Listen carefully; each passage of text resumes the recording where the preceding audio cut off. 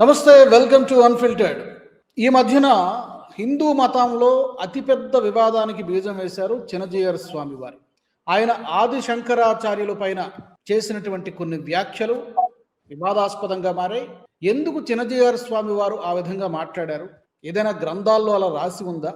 ఎందుకంటే ఆది శంకరాచార్యుల వారు 4 ఆమ్నాయ పీఠాలను స్థాపించలేదు, విద్యారణ్య స్వామి వారు స్థాపించారంటూ ఆయన మాట్లాడారు. 2-3 అంశాల గురించి వారు ప్రస్తావించారు. దీనిపైన చాలా మంది హిందువులు, హిందూ సంఘాలు ఖండించాయి, తప్పుపడుతున్నాయి. ఇందులో సత్యాసత్యాలు ఏంటి తెలుసుకున్నటువంటి ప్రయత్నం చేద్దాం.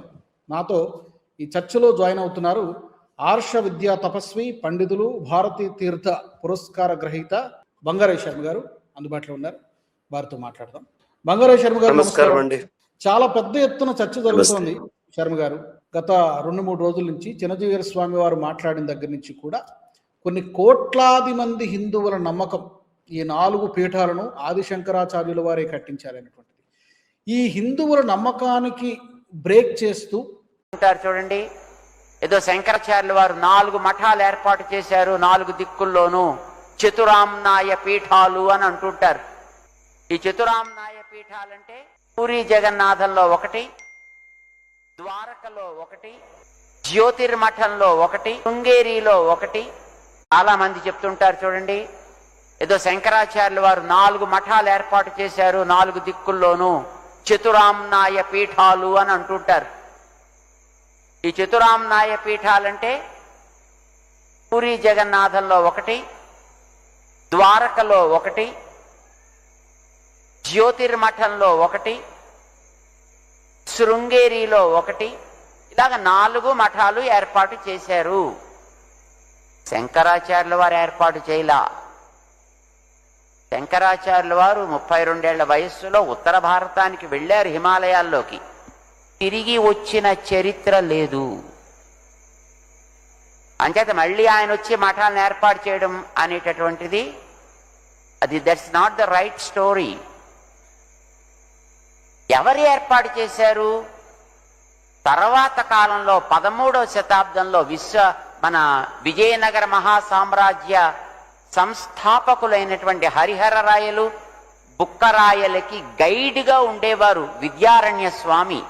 వేద భాష్యాలని రచించినటువంటి మహాపండితుడు ఆయన. వేదాంత దేశికుల వారి యొక్క సహాధ్యాయి ఆయన. విజయనగర మహాసామ్రాజ్యాన్ని ఏర్పాటు చేశాడు. ఆయన ఏర్పాటు చేశారు ఈ 4 పీఠాలని. ఆయన కాలంలో పంచాయతనాన్ని ఇంట్రడ్యూస్ చేసింది కూడా ఆయనే. శంకరాచార్యుల వారి కాలంలో పంచాయతనం ఆయన ఆరాధన చేయలేదు. ఆయన నారాయణ పరాయణుడు. ఆదిశంకరాచార్యుల వారు అని చెప్పేటటువంటి మహనీయులు శుద్ధ వైష్ణవుడైన తత్వం, అద్వైత తత్వం. కానీ ఆయన ఉత్తమ వైష్ణవుడు. ఆయన రాసినటువంటి వ్యాఖ్యానాలు ఉన్నాయి మనకి భగవద్గీతకి, బ్రహ్మసూత్రాలకి, ఉపనిషత్తులకి. ఎందులో మనం చూసినా శుద్ధమైనటువంటి స్పష్టమైనటువంటి నారాయణ పరతత్వ ప్రతిపాదన ఆయన బల్లగుద్ది చెప్పినట్టు ఉంటుంది.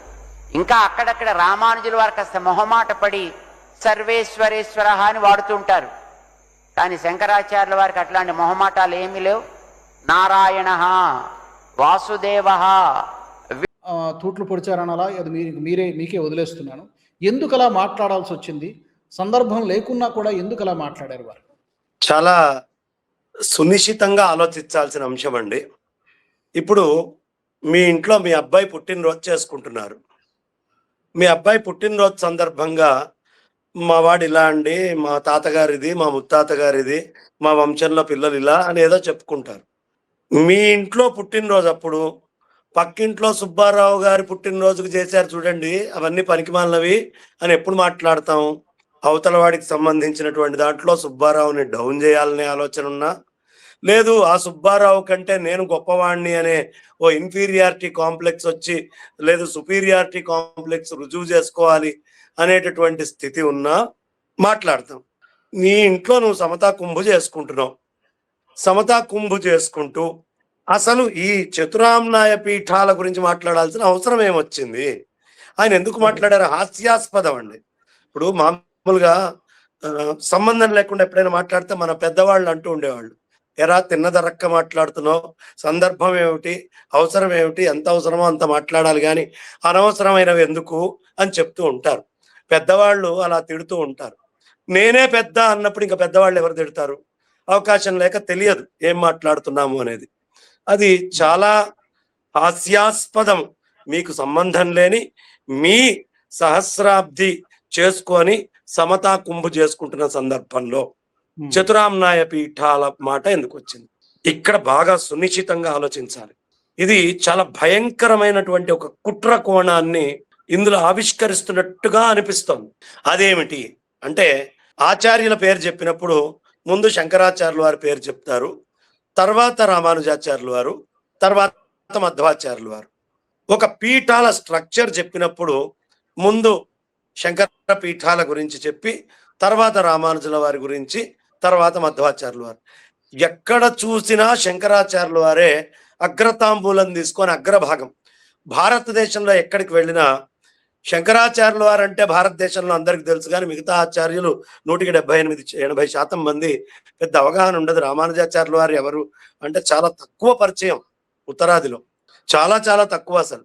అలాంటి పరిస్థితి ఉంటే డైజెస్ట్ కాక, అర్థం కాక, ఈయనకి ఇంత పేరా, ఈయనని ఎలా అయినా కిందకి దించాలంటే ఏం చేయాలి అంటే, రామానుజాచార్యుల వారి తర్వాతే శంకరాచార్యుల వారి పీఠాలు వచ్చినాయి అనేది కనుక ఒక స్టాండ్ మనం తీసుకుంటే, శుభ్రంగా ఈ కుట్ర ఒకటి మనం ఇలా ఆలోచిస్తే కడుపు నిండినంత తృప్తిగా ఉంటుంది.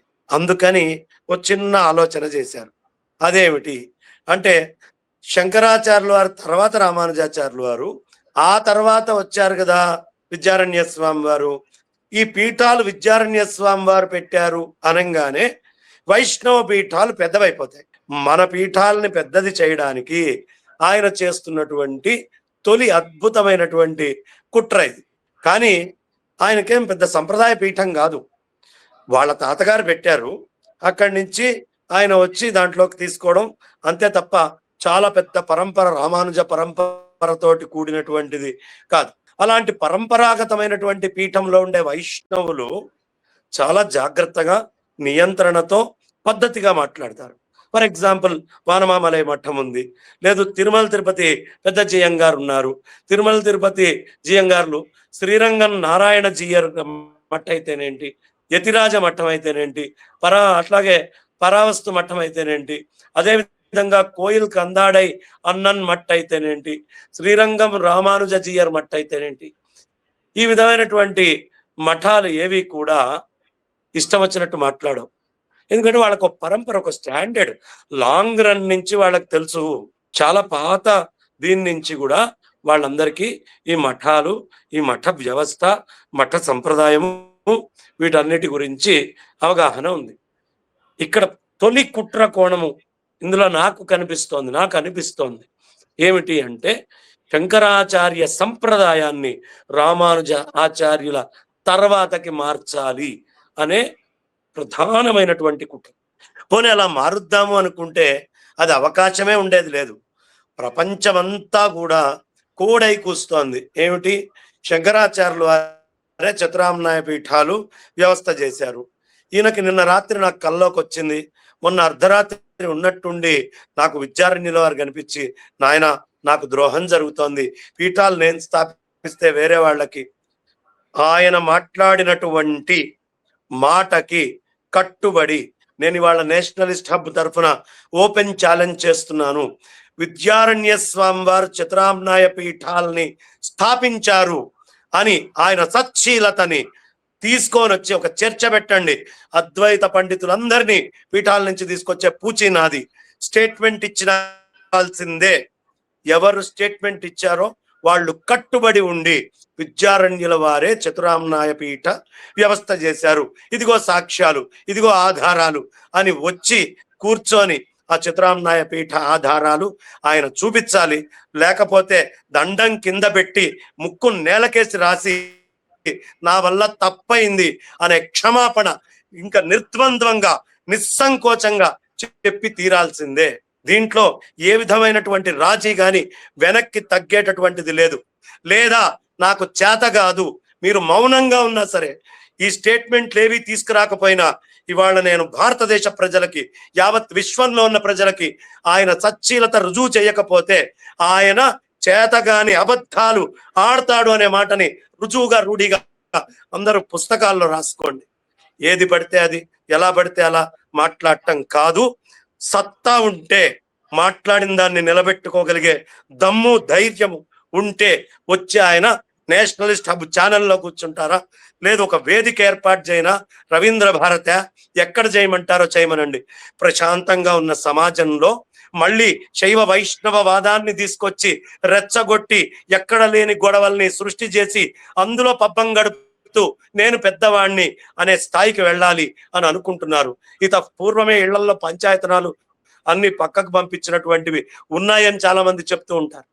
అలాంటి స్థితి చూస్తూ కూర్చుండేటువంటి పరిస్థితి ఇప్పుడు లేదు. ఓపెన్ ఛాలెంజ్ జియర్ గారు, మీరు ఎక్కడ ఉన్నా సరే, మీరు ఏ విధంగా విద్యారణ్యుల వారు చతురామ్నాయ పీఠ వ్యవస్థ చేశారో తీసుకొచ్చి ఆ గ్రంథాలను పెట్టి రుజువు చేసుకొని మీ శీలాన్ని రుజువు చేసుకోండి. లేకపోతే మాత్రం మీరు పచ్చి అబద్ధాల కోరు అని సమాజంలో బ్లూ ప్రింట్ ముద్ర వేసి అచ్చుగుద్దబడుతుంది. రెండో విషయం ఆయన మాట్లాడినటువంటిది, చతురామ్నాయ పీఠ వ్యవస్థకి విద్యారణ్యుల వారు 12వ జగద్గురువులుగా పీఠాన్ని ఎక్కారు. ఆయన హిమాలయాలకెళ్ళి మళ్ళీ తిరిగి వచ్చినటువంటి ఆధారాలు లేవు అన్నారు. ఆ ఆధారాలు లేవు అనే మాట ఏ శంకర విజయాల్ని తీసుకొని ఆయన చెప్పారు అనే మాట కూడా ఆయనే రుజువు చేసుకోవాలి. ఇక తర్వాత పంచాయతన పూజ విషయములో శంకరాచార్యుల వారే పంచాయతన పూజని ఆరంభం చేశారు అని మా అష్టోత్తర శతనామావళి నుంచి, మా అన్ని గ్రంథాల నుంచి మాకు ఆధారంగా మేము శంకరాచార్యుల వారే పంచాయతన పూజ చేశారు. షణ్మత స్థాపనాచార్యులు ఆయనే మాకు. అదే విధంగా ఇవాళ వైష్ణవము శైవము అన్ని కలిసి ఉన్నాయి, ఏమాత్రం గొడవలు లేకుండా. అంటే ఆదిశంకర్లు పెట్టినటువంటి భిక్ష, ఇలాంటి కుట్రలు ఆ రోజుల్లో ఉంటే దాన్ని ఆపి ఈ దేశాన్ని నిలబెట్టారు. ఈ విషయం జియర్ గారు కూడా ఒప్పుకున్నారు. శంకర్లు చేయలేదు కానీ విద్యారణ్యులా పనిచేశారు. ఎందుకు చేశారు అంటే, మనం విడివిడిగా ఉంటే విదేశీయులు మన మీద దాడి చేస్తారు కాబట్టి ఆ కాలం పరిస్థితుల్ని బట్టి ఆయన అలా చేశారు. ఆ కాల పరిస్థితుల్ని మళ్ళీ సృష్టించాలనే కుట్ర మీ లోపల ఏమైనా దాగి ఉందా? ఇప్పుడు మరి పంచాయతనం వల్ల అలాంటి విదేశీయులు ఆక్రమించుకోలేనటువంటి స్థితి భారతదేశానికి, ఈ ధర్మానికి ఉంటుంది అని గుర్తించినటువంటి మీరు పంచాయతన పూజ ఎవరు స్థాపిస్తే ఏంటి, దాన్ని కంటిన్యూ చేయండి. మీరే పంచాయతన పూజని అభివృద్ధి చేయండి, తెలుసుకున్నారు కాబట్టి. ఇది రెండో ఆరోపణ కింద ఆయన చేశారు. మూడో ఆరోపణ కింద, రెండోది హిమాలయాలకు వెళ్ళి తిరిగి మళ్ళీ రాలేదు అన్నారు. అయితే హిమాలయాలకు వెళ్ళిన ఆయన తన తల్లికి అంత్యక్రియలు చేసినట్టుగా వాళ్ళ దాంట్లోనే నేను వినడం జరిగింది. వాళ్ళందరూ కూడా ఈ విషయాన్ని చెప్పుకుంటారు. ఇదే మిగతా మఠాలలో కూడా మనకి అందుతూ ఉంది. ఇక విద్యారణ్య స్వామి వారు, ఎలాంటి విద్యారణ్య స్వామి వారు, ఆయన శ్రీరంగనాథ క్షేత్రము పూర్తిగా అన్యులు ఆక్రమించుకొని మొత్తము తురక సైన్యం అంతా కూడా మాలిక్ కఫూర్ దగ్గర నుంచి అందరూ సుల్తానేట్లు వచ్చి ఆ సుల్తానేట్లన్నీ కూడా ఆక్రమించుకున్న తర్వాత అలా పూజలు లేకుండా ఉన్నటువంటి ఆ క్షేత్రానికి ఆయన విజయనగర సామ్రాజ్య స్థాపన చేసి మళ్ళీ సైన్యాన్నంతా అక్కడికి పంపించి, నాయకర్లు అని ఇప్పటికీ మీకు మధురై, శ్రీరంగం ఆ ప్రాంతంలో మన సైన్యం అంతా అక్కడ, తెలుగు వాళ్ళు ఇప్పటికీ అక్కడ ఉన్నారు, వాళ్ళని పంపించింది విద్యారణ్యుల వారు. ఆ శ్రీరంగనాథుడి క్షేత్రంలో 7వ ప్రాకారంలో ఇప్పటికీ విద్యారణ్యుల వారి పేరు మీద శాసనం ఉంది. ఏమిటి అంటే, ఈ విధంగా దాడి నుంచి నేను కాపాడి మళ్ళీ ఆ రంగమంటపంలోకి తీసుకెళ్లి తిరుమలలో పెట్టిన రంగనాథుడి యొక్క ఉత్సవ విగ్రహాల్ని తిరిగి నేను ఈ శ్రీరంగానికి చేర్చాను అని ఏ విద్యారణ్య యతీంద్రుల వారు, ఏ శంకరాచార్యుల వారిని ఆదర్శంగా తీసుకొని ఏ విద్యారణ్య యతీంద్రుల వారు మళ్ళీ ఇవాళ శ్రీరంగ క్షేత్రం మీకు చక్కగా ఉండి మీరు పండగలు పబ్బాలు అన్ని చేసుకుంటున్నారు అంటే దానిని కాపాడిన మహానుభావుడు విద్యారణ్య యతీంద్రుల వారు. ఆ విద్యారణ్య యతీంద్రుల వారు చతుర్వేద భాష్యకర్త అని మీరు ఒప్పుకున్నారు కదా. ఆ చతుర్వేద భాష్యకర్తని గైడ్గా అని చిన్నగా తీసి పారేశారు. గైడ్ అట ఏది హరిహర బుక్కరాయలకి. అదే మన విషయాన్ని చెప్పుకోవడానికి వస్తే గురువులు గొప్పవాళ్ళు అని చెప్తారు. కానీ అదే ఆ పక్కన చెప్పాడు మాటల్లో కుట్ర, మనసులో కుట్ర, ఆ వ్యవహారంలో కుట్ర, ఇలాంటివి ఉన్నట్టుగా సుస్పష్టంగా మాకు కనిపిస్తోంది. అట్లా ఆ విధమైనటువంటి వ్యవహారంతో గైడ్ ఏంటండి, ఒక పీఠాధిపతిని ఒక గురుస్థానంలో ఉన్నాయని పట్టుకొని ఒక ఇంగ్లీష్లో చిన్న గైడ్ అనే పదం తీసుకొని, గైడ్ ఎవరైనా కావచ్చు, అసలు సామ్రాజ్య స్థాపనాచార్యులు ఆయన, సామ్రాజ్యాన్ని స్థాపించి ఒక సద్గురువుగా ఒక జగద్గురువుగా ఆయన ఉండి ఈ మొత్తం ప్రాంతాన్ని కాపాడిన మహానుభావుడు విద్యారణ్య యతీంద్రుల వారు. కాబట్టి ఆయన నుంచి పంచాయతనం వచ్చింది అన్నారు కదా, కనీసం మీకు అక్కడి నుంచి వచ్చిందనైనా ఎందుకు వచ్చిందో అర్థమైంది. కాబట్టి అర్థమైన దాకా మీరు పంచాయతన పూజని పునః ప్రవేశపెట్టండి, లేకపోతే ఈ ధర్మాన్ని ఇతరులు ఆక్రమించుకుంటారు. ఇది 3వ విషయము. ఇక 4వ విషయము ఆయన చెప్పింది, శంకరాచార్యుల వారు పరమ వైష్ణవుడు, ఉత్తమ వైష్ణవుడు. మేము చెప్తాం, మేము కాదనేమో. ఎవరన్నారు?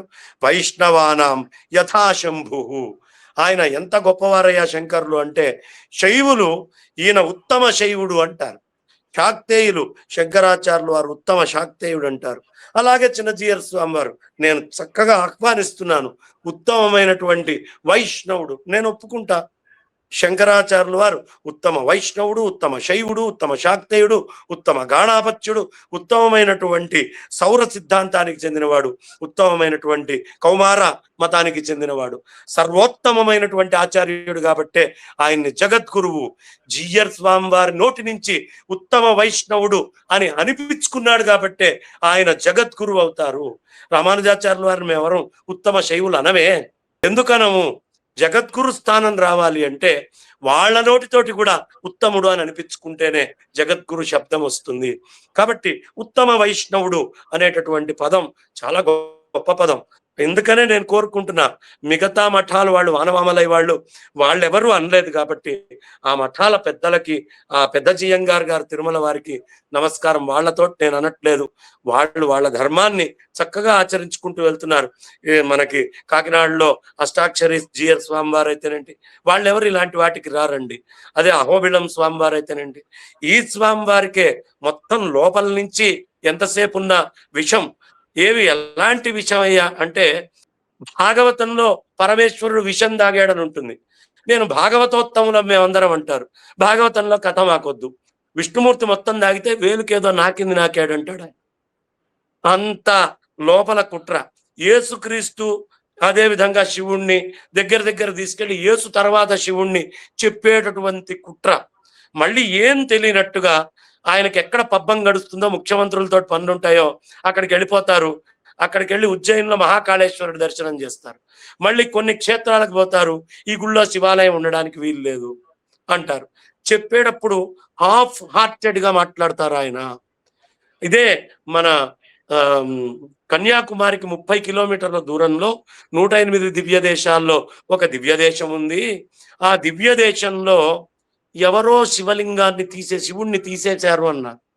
ఎవరో ఏముంది, ఆ పీఠానికి చెందిన జియర్ తీసేశాడు అని చెప్పడానికి మళ్ళీ ఆయనకు మనసు రాదు. ఎందుకు? జనాలు ఎప్పుడు అవసరమైన దగ్గర మనల్ని అపార్థం చేసుకోకూడదు, అనవసరమైన దగ్గర ఎదుటి వాళ్ళని అపార్థం చేసుకోవడానికి అవసరమైన మాటలు మాట్లాడడంలో ముందంజ వేసి ఉంటారు వారు. ఈ ప్రతి ప్రశ్న ఇక్కడ మీరు అన్నది ఇది ఒక పెద్ద కుట్ర, ఈ వ్యాఖ్యల వెనక పెద్ద కుట్ర ఉంది అని మీరు అన్నారు. ఒకటి. రెండోది, ఇదంతా కూడా తన యొక్క మీకు కాదు రాజుగారు, ఒక్క నిమిషం. రాజుగారు మీకు అనిపించట్లేదా? మీ ఇంట్లో కార్యక్రమంలో పక్కింటి వాడి గురించి మాట్లాడుతూ పోయారనుకోండి, నిష్కారణంగా అక్కడ ఎవరూ లేరు, ఎవరు ప్రశ్న వేసింది లేదు, ఏమీ లేకుండా సమాజం గగ్గోలు పెట్టేటువంటి మాటలో కుట్ర ఉందంటారా లేదంటారా? అదే చాలా మంది ఎవరికి మీకేమనిపిస్తోంది? అదే నేను కూడా ఆశ్చర్యపోయాను. రామానుజాచార్యులకి ఆదిశంకరాచార్యులకి కంపారిజన్ ఎందుకు చేయాలి ఫస్ట్ ఆఫ్ ఆల్? తర్వాత కొన్ని కోట్లాది మంది హిందువులు నమ్మకాన్ని, మిగతా మఠాల్లో వైష్ణవ మఠాల్లో ఎవరైనా చేస్తున్నారా ఈ పని? అదే చేయలేదు. నాకు ఒక అనుమానం వచ్చిందండి. ఈ మధ్య ఎవరు పెద్ద ఎక్కువగా సమతా కుంభకు వెళ్తున్నట్టుగా లేదు. అందుకని ఆయన తట్టుకోలేక ఈ మాట అన్నారేమో అని అనిపిస్తోంది. పబ్లిసిటీ కోసం ఏమైనా చేస్తున్నారు అనిపిస్తోందా మీకు? అంతే అంతే అయ్యుండొచ్చు. మీరన్న కోణం కూడా నిజమే అయ్యుండొచ్చు. అయితే శర్మ గారు, చివరిగా ఇప్పుడు మన హిందూ ధర్మం పైన, హిందువుల పైన ఒక విమర్శ ఉంది. ఈవెన్ అప్పుడు కూడా ఇతర మతాలు మన దేశంలోకి ఎలా చొరబడ్డాయి, ఎలా వ్యాపించాయి, జైన మతం కానీ, బౌద్ధ మతం కానీ, ఆ రోజు మళ్ళీ హిందువుల్ని ఏకం చేయడానికి ఆది శంకరాచార్యుల వారు, జగద్గురు చాలా ప్రయత్నం చేశారు. ఈ రోజున ఇప్పుడు కూడా ఆ విమర్శ ఉంది. హిందువులు ఒక తాటిపై ఉండరు, ఇలాగే కొట్టుకుంటూ ఉంటారు రకరకాల కులాలు, మతాలు, వీటి పేర్లతో. అందులో ప్రధానమైనటువంటి ఈ 2 విభాగాలు, మళ్ళీ శైవులు, వైష్ణవులు. ఇప్పుడు ఇలాంటి వ్యాఖ్యలు చేయడం ద్వారా హిందువులలో మళ్ళీ ఆ విభేదాలు లేకపోతే గొడవలు మొదలయ్యేటువంటి అవకాశం ఉంటుంది కదా. ఎందుకు అలాంటి అవకాశం ఎందుకు ఇవ్వాలి మనం? కానీ ఈ ఒక్క విషయంలో మాత్రం అండి, నేను వైష్ణవులందరికీ నమస్కారం చేస్తాను. నాతోటి ఏ వైష్ణవులు మాట్లాడారో వాళ్ళందరూ జిఆర్ స్వామి వారు అనవసరంగా మాట్లాడారండి. ఆయనకు మాట్లాడాల్సినటువంటి అవసరం లేదు, ఆయన తప్పు మాట్లాడుతున్నారు అని ఖండిస్తున్నటువంటి మా పక్షంలో మాట్లాడుతున్నారు తప్ప, పైపెచ్చు వాళ్ళు ఏమంటున్నారో తెలుసా అండి? మేము ఈ ఊర్ధ్వ పుండ్రాలు పెట్టుకొని ఎక్కడైనా గుడికి వెళ్తే ఈ జిఆర్ స్వామి వారి వల్ల మేము అవమానాల పాలవ్వాల్సి వస్తోందండి, మమ్మల్ని తప్పుగా అర్థం చేసుకునే పరిస్థితి వస్తోంది అని పాపం వాళ్ళు బాధపడుతున్నారు. కాబట్టి వైష్ణవులందరూ కూడా ఎవరు సమాజం విచ్ఛిన్నం కాలేదండి. కేవలం ఆ జిఆర్ స్వామి వారి యొక్క ఆలోచన తప్ప వైష్ణవులు కూడా చాలా మంది వీరు చేస్తున్నటువంటిది సరైంది కాదు అనే అభిప్రాయంలోనే ఉన్నారు. కాబట్టి ఇక్కడ ఏమి విభజన కాలేదు. చెయ్యాలనే ప్రయత్నం మాత్రం సుస్పష్టంగా కనిపిస్తోంది. ఇలా ఎంత చెయ్యాలనుకుంటే అంత భక్తులకి, జనాలకి, అందరికీ దూరం అవుతారు. నేను ఈ వైదిక సంప్రదాయానికి చెందిన అందరికీ ఒక విజ్ఞాపన చేస్తున్నాను. ఆయన క్షమాపణ చెప్పిన దాకా దయ ఉంచి ఎవరు విష్ణుమూర్తికి, శివుడికి, అందరి దేవతలకి, శంకరాచార్యుల వారికి ఆయన చెప్పిన స్తోత్రాలు చదువుకుంటున్నారో వారిని దూరముగా ఉంచండి కొంతకాలము. వారు లేదు పొరపాటని గాని, లేదు సాక్ష్యాలతోటి రుజువు చేసుకొని శీలత నేను ఎందుకు మాట్లాడానయ్యా అని గర్వంగా చెప్పుకున్న తర్వాతే మనం అక్కడికి వెళ్దాం. అప్పటిదాకా మాత్రం మేమెవ్వరము, మా మనస్సులు చాలా క్షోభకి గురైనాయి, చాలా కష్టానికి గురైనాయి. కాబట్టి మేమెవ్వరం కూడా అక్కడికి వెళ్ళడం అనేటటువంటిది చెయ్యము. అందరికీ చెప్తున్నా, ఎవరు శివుణ్ణి, విష్ణుమూర్తిని, గణపతిని, సుబ్రహ్మణ్య స్వామిని, అదే విధంగా సూర్యనారాయణమూర్తిని అందరినీ కొలుస్తారో, మేమేమండి చక్రాంకితాలు ఒక్క విష్ణువునే కొలుస్తాం వాళ్ళకి నేను చెప్పట్లేదు. ఎవరు ఈ పంచాయతన దేవతల్ని అందరినీ కూడా, మాకు ఏ దేవుడైనా భేదం లేదండి, శంకరాచార్యుల వారి లాగా మేము ఎక్కడికి వెళ్తే అందులో ఉత్తములము అని చెప్పుకుంటారో వాళ్ళకి నేను చెప్తున్న మాట, కొంతకాలము వెళ్ళొద్దు. ఈ విధంగా మీడియాలో కూడా, ఇంకా నేను పేర్లు చెప్పను, తర్వాత అడుగులు వస్తాయి. మీడియాలో కూడా కొంచెం పక్షపాతం ఉన్నటువంటి మీడియా ఉంది. అది ఏం చేస్తోందయ్యా అంటే, మా వాదనను చూపించట్లేదు, వేరే వాదనలు, ఇట్లాంటి ఇష్యూస్ ని పక్కన పెట్టేటువంటి మీడియా ఉంది. అలాంటి మీడియా కూడా చూడడం ఆపండి అని చెప్తాను నేను. ఇది చిన్న విషయం కాదు. మీరు జగద్గురువుల్ని అంటుకున్నప్పుడు అది చాలా దూరం దాకా ఈ సెగలు పాకుతాయి. ఇందులో అసలు అనుమానమే లేదు. నిస్సంకోచంగా ఈ ఉద్యమం ఇక్కడికి ఆగదు. అందరూ నాకు ఫోన్లు చేస్తున్నారు, ఏం చేయమంటారండి, అక్కడికి వెళ్ళి కూర్చొని ధర్నా చేద్దామా అంటున్నారు. మనకి ధర్నా చేయాల్సిన పని ఏమిటమ్మా? మనకి ధర్నా చేయాల్సిన పని అవసరం లేదు. సచ్చీలత, తప్పు మాట్లాడానా, రైట్ మాట్లాడానా అనే మాటని రుజువు చేసుకోవాల్సిన అవసరం ఆయనకుంది. అది గనక ఒక కాల పరిమితిలో అంగీకరించి ఆయన ఎంత బోల్డ్గా స్టేట్మెంట్ ఇచ్చారో అంత బోల్డ్గా ఆయన మాటల్ని రుజువైనా చేసుకోవాలి, లేదా తప్పైతే తప్పని అంగీకరించాలి. ఈ రెండూ చేయకుండా మౌనంగా ఉంటే ఆయన చేసింది తప్పు అనే ముద్ర బ్రాండ్ కొట్టి వదిలిపెడతాం మేము. దీంట్లో అనుమానమే లేదు. చాలా ధన్యవాదాలు. చాలా ధన్యవాదాలు బంగారయ్య శర్మ గారు, మీ యొక్క స్పందన తెలియజేసినందుకు. చివరిగా ఒక విజ్ఞప్తి ఏంటంటే, హిందువులందరికీ కూడా హిందూ ధర్మం అంటే చాలా గొప్పగా చూస్తుంది ప్రపంచం అంతా. ప్రపంచ దేశాలు మన ఈ రోజున హిందూ ధర్మం వైపు ఆకర్షితులు అవుతున్నటువంటి తరుణంలో, మన ధర్మం ఎంత గొప్పది అని చెప్పుకుంటున్నటువంటి తరుణంలో, ఇలాంటి చర్చలు దారి తీయడము, ఇలాంటి చర్చలకు బీజాలు వేయడం అనేది ఎంత మాత్రము మంచిది కాదన్నటువంటి అభిప్రాయం వ్యక్తమవుతుంది మీరు చెప్పినట్టుగానే. చూద్దాం మరి ఈ వివాదం ఇంతటితో సద్దుమణుగుతుందా, ఇంకెటు దారి తీస్తుంది? సత్యం. చిన్నజీ గారు స్వామి వారు ఏమైనా క్షమాపణ చెబుతారా? సద్దుమణగదండి. ఆయన ఆయన ఆయన సచ్చీలతను రుజువు చేసుకునేదాకా ఈ ఉద్యమం సద్దుమణగదు. వివరణ ఇస్తారా లేకపోతే క్షమాపణ చెబుతారా? అసలు ఏం చెప్తారు అనేది చూద్దాం. ఎందుకంటే మీతో పాటు చాలా మంది పండితులు, పీఠాధిపతులు కూడా ఖండిస్తూ ఉన్నారు. నేను మిమ్మల్ని రిక్వెస్ట్ చేస్తున్నాను యాజ్ మీడియా, జిఆర్ గారిని రీచ్ అవ్వండి, ఆయన్ని అడగండి, ఒక వేదిక తయారు చేయాలనుకుంటున్నాం, మీరు సంసిద్ధమా? దానికి ఏ ఖర్చు ఉంటుందో అది నేను భరిస్తాం. మా తరఫు నుంచి ఆయన రుజువు చేసుకోవాల్సిన అవసరం ఉంది. థ్యాంక్ యూ, ధన్యవాదాలు బంగారాయ శర్మ గారు. మా చర్చలో పాల్గొన్నందుకు, మీ అభిప్రాయాన్ని తెలియజేసినందుకు ధన్యవాదాలు. మా ప్రేక్షకులను కూడా నేను అడుగుతున్నాను, ఈ సందర్భంగా చిన్నజీఆర్ స్వామి వారు చేసినటువంటి వ్యాఖ్యల్ని మీరు ఏ కోణంలో చూస్తున్నారు? ఇందులో ఏమైనా కుట్ర దాగి ఉందా? ఎందుకు చేశారు? సందర్భం లేనప్పుడు ఇలాంటి కామెంట్స్, ఇలాంటి వ్యాఖ్యలు ఎందుకు చేసి ఉంటారు? మీకేమనిపిస్తోంది? తప్పకుండా మీ విలువైనటువంటి అభిప్రాయాలను కామెంట్ సెక్షన్లో తెలియజేయండి. మరొక అన్ఫిల్టర్డ్ ఎపిసోడ్లో మరొక ఆసక్తికరమైనటువంటి టాపిక్తో మళ్ళీ కలుసుకుందాం. జై హింద్, జై భారత్. ఈ వీడియో మీకు నచ్చినట్టయితే లైక్ చేయండి, 10 మందికి షేర్ చేయండి. అలాగే కామెంట్ల రూపంలో మీ అభిప్రాయాలను మాతో పంచుకోండి. Nationalist hub group of channels ను సబ్స్క్రైబ్ చేసుకుని తెలుగునాట జాతీయవాద జర్నలిజాన్ని ప్రోత్సహించండి. ఈ వీడియో కింద ఉన్న బెల్ ఐకాన్ పై క్లిక్ చేయడం మర్చిపోవద్దు.